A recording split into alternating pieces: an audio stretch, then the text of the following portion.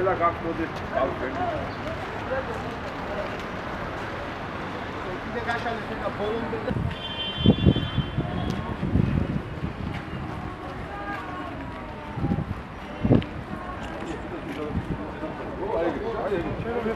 Era კეთები ბაზო. არის გამოდერი გავიშლები.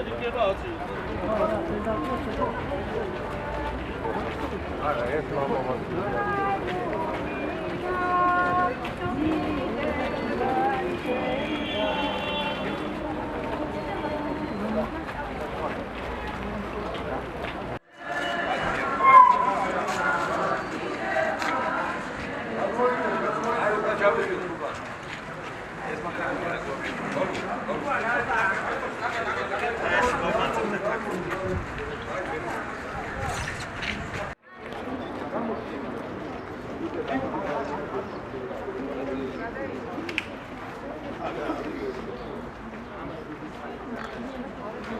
Trebuie gații, trebuie.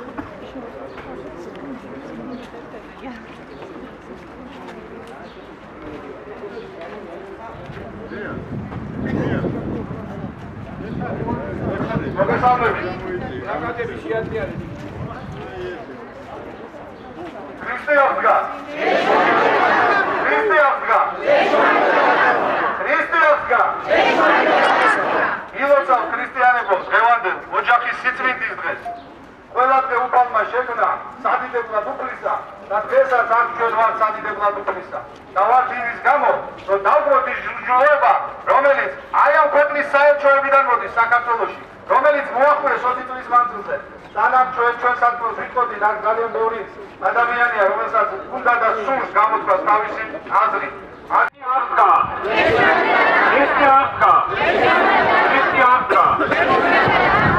სახელით ამამის ნაზისასულისაც მისათა ჩვენთან არის ღმერთი.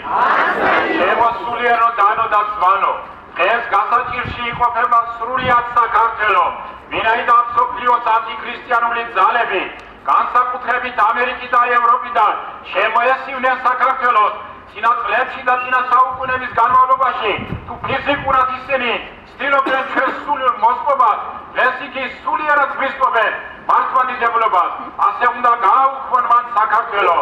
ქურდი ამბობს ოქროა, სადაც ოქროა იქ მიდის ქურდი. მთელი მსოფლიოს ძალები დღეს იბრძვიან საქართველოს ჩაიგდონ ხელში და გააუქმონ მართლმადიდებლობა. იმათ ჯერ შემოფიქსანეს იაღვეველები, შემდეგ ბაპტისტები, 50-იანები, ბოლოს დროს გაამაგეს, რა თქმა უნდა, გააქტიურეს მამათვალები, დესპოტელები. რას გავს ეს საქართველოში? ჩვენი წინაპრები რომ წამოახედა, შეიძლება ესეთი რამე გაიგონოთ მათ, რომ ისინი რა თქმა უნდა წინამორბოდნენ, მაგრამ დღეს ჩვენ მართლმადიდებელი ქრისტიანები ვადებული ვართ, ხმარ ვაღლოთ ყველა უმსგავსების წინააღმდეგ, დავყმოთ ის რაც ხდება დღეს. ძალიან საინტერესოა, ხშირად საუბრობენ საქართველოში და რაღაც უფლებების დაცვას. განახა ვინ კლავს საქართველოში ან რომელიმე ჰომოსექსუალს ან ვინ ებრძოლება. მაგრამ გასასწაულიც არ უნდა იყოს და ყველამ უნდა იცოდეს ეს, რომ ღვთისმშობლის წინყვართ ქვეყანაში პროპაგანდა გეების, ლესბოსელების არ იქნება არასოდეს. ასევე მინდა მიმართო ახლა პირდაპირ ევროკავშირის წარმომადგენლობა საქართველოში. ევროსასამართლომ რამოდენიმე დღის უკან დააჯარიმა საქართველოს სახელმწიფო 32,000 ევროთი იმის გამო, რომ ქართველმა ხალხმა ხელი შეუშალა და არ ჩაატარებინა მათ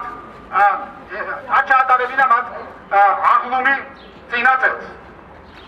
მე მინდა ვკითხო ევროსასამართლოს და ევროკავშირის წარმომადგენლებს, მაშინ როდესაც საქართველოში მძვინვარებდა ფაშისტური რეჟიმი, სააკაშვილის, მაშინ როდესაც